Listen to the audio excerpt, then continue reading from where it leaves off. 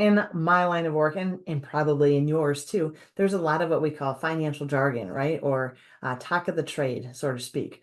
Language that we use all the time that maybe you're not familiar with. One of those things is the RMD. An RMD stands for a required minimum distribution.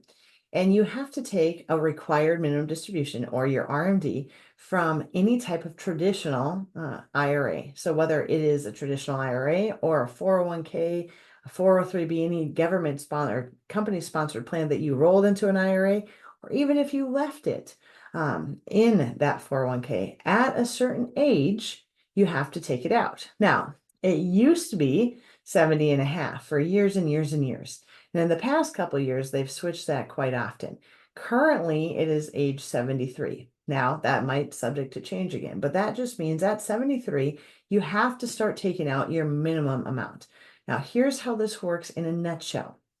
It is not a straight percentage, okay? It equals to around 4% in the beginning, but it is a based on life expectancy. Now, the tricky part is your life expectancy chart for RMDs goes all the way to year 120, which just means if you only took out your minimum distributions each year, there would be money in your IRA until you were 120, okay? So the amount changes a little bit each year. Wherever you hold your IRA, or if it's a 401k, they have to do the calculations and tell you how much you have to take out.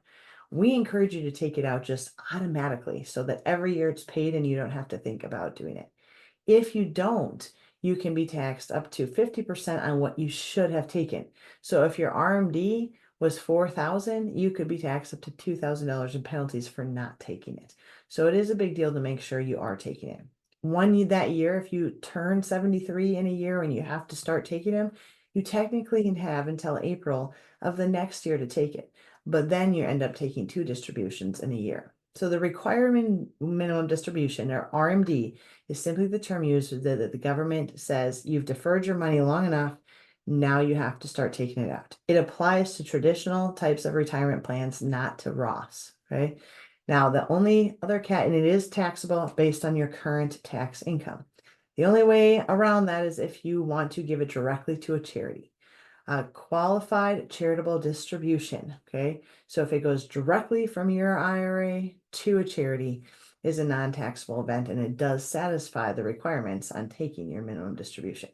If you have questions on how to set it up, making sure you got it right, or even if it's an opportunity to give it to charity, just reach out and we'll walk through it.